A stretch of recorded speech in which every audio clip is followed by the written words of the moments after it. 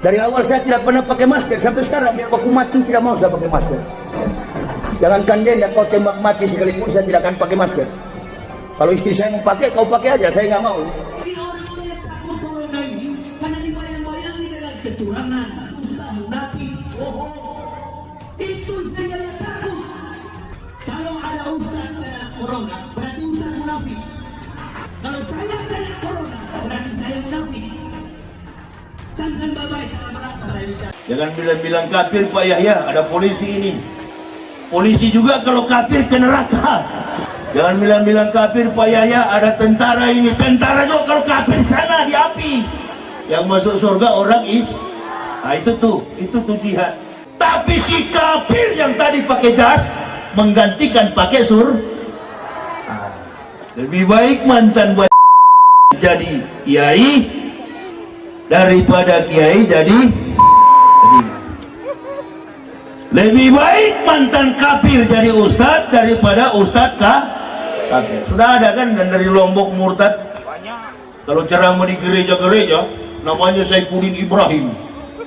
Kalau ceramah materinya cuma satu, Nabi Muhammad istrinya 23, 11 dapat kamar, 12 nganggur. Kurang ngajar betul. Saya kalau Pak Maruf ceramah di televisi, wah Pak Kiai saya siap pulpen dengan kertas, catat fatwa beliau. Kemarin saya tidak catat, kenapa? Karena beliau bilang nanti akan ada kabar besar mobil SMK bulan Oktober. Innalillahi. Komentator Metro TV tanya, Pak Maruf, Kiai, ini sudah November, mana tuh SMK? Saya kan cuma dengar orang. Kalau Kiai betul-betul Kiai, sumbernya bukan orang, Al-Quran dengan hadis. Tanya lagi komentator, Pak bagaimana komentar Pak Jokowi, katanya ada politikus genderuwo. Benar menurut pendapat Bapak? Ya kalau dia bilang begitu saya juga ikut. Makanya jangan ikut-ikutan sohib. Mudah-mudahan ada tengku-tengku di sini, ada kiai, jangan jadi cawapres ya. Mohon perhatian, tayangan video channel Bapak Infrastruktur segera diputar.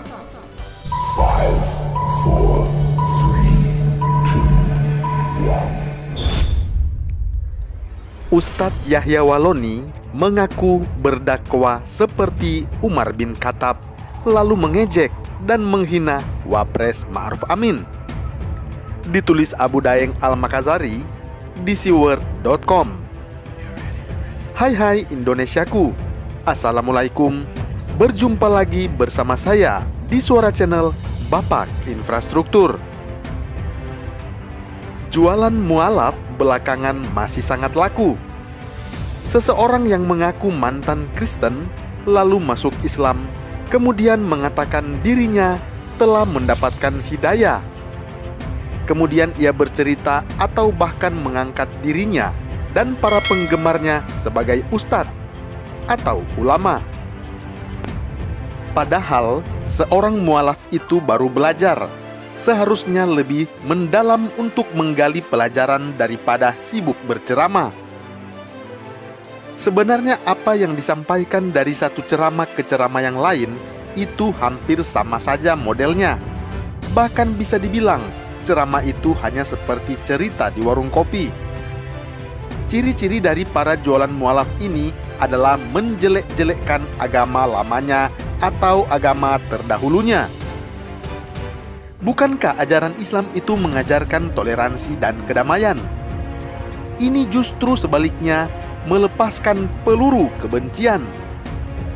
Salah satu orang yang jualan mualaf dan sering mengkafir-kafirkan serta menjelek-jelekkan agama Nasrani itu adalah Yahya Waloni. Seorang yang sudah pernah dikupas oleh Ade Armando bahwa orang ini adalah seorang pembohong, pendusta, dan pembual. Yahya Waloni tidak mengkaji ulang tingkah lakunya itu. Malah ia makin ngegas, gaspol, seperti hendak memperlihatkan dirinya bahwa ia kebal hukum dan sulit diringkus. Karena itulah dalam ceramah-ceramahnya yang saya lihat di YouTube itu ia berkelakar soal penangkapan Sugi Nur. Waloni hendak menunjukkan bahwa Sugi Nur itu tidak pintar, sehingga gampang diciduk. Beda dengan dirinya yang sudah dilaporin dan sudah menentang banyak orang, tetapi dirinya masih bebas berceramah di mana-mana. Dalam ceramahnya itu, ia mengaku memakai jubah Umar bin Khattab dalam berdakwah. Sebagaimana kita ketahui bahwa Umar bin Khattab adalah khalifah kedua setelah Abu Bakar. Umar bin Khattab dikenal dengan ketegasannya. Yahya Waloni dengan arogannya mengaku siap baku giling dan siap dihadapkan dengan orang yang juga keras. Ini seperti ajang UFC, MMA. Apa misi ajaran Islam? Tentu saja ajaran Islam tidak seperti apa yang disampaikan oleh Yahya Waloni ini. Ia hanya mengklaim dan mengaku-ngaku saja sebagai ustadz. Tipikal yang doyan mengkafir-kafirkan dan menjelek-jelekkan agama lain adalah sifat yang sangat berbahaya. Ketika ia menjelek-jelekkan agama orang lain, maka itu artinya ia berharap ada reaksi yang muncul dari agama tersebut. Tetapi sayangnya itu tak didapatkannya, karena sebagian besar pemeluk agama Nasrani atau Kristen sudah tahu siapa sosok seorang Yahya Waloni. Dia hanyalah provokator. Dengan cara inilah ia merasa laris sebagai tokoh. Dalam setiap ceramah-ceramahnya, tak lepas ia menyinggung juga soal politik. Mungkin ia ingin dibilang orang yang paling kritis, tetapi ya, bukan kritis yang keluar dari mulut kotornya yang penuh virus dan cairan droplet, tetapi justru menjelek-jelekkan orang lain. Jadi bukan cuma agama yang dijelek-jelekkannya, tetapi orang yang tidak disukainya juga pun diejek. Seperti ejekannya kepada wakil presiden kita, Kiai Haji Ma'ruf Amin pun dijelek-jelekkan, atau bisa termasuk itu adalah penghinaan. Tidak ada akhlak ya. Yahya Waloni memparodikan wakil presiden saat diwawancara oleh Mata Najwa. Merasa itu sudah sangat lucu sehingga hadirin tertawa-tawa. Tentu saja ajaran Islam tidak seperti yang dipertontonkan oleh Yahya Waloni tersebut. Model ceramah ini memang bukan cuma untuk penghinaan, tetapi juga jelas tidak mendidik karena berisi provokasi negatif dan ujaran kebencian. Sebelumnya, Yahya Waloni sudah pernah menghina Kiai Haji Ma'ruf Amin. Bukan kali ini saja. Waktu musim Pilpres di tahun 2019 kemarin, ia menghina Kiai Ma'ruf Amin hingga akhirnya dilaporkan oleh pihak Partai Kebangkitan Bangsa atau PKB Abdul Karding. Namun entah bagaimana kasusnya saat ini. Selain Kiai Ma'ruf Amin, Tuan Guru Bajang atau TGB juga dihina dengan memplesetkan nama TGB menjadi Tuan Guru Bajang.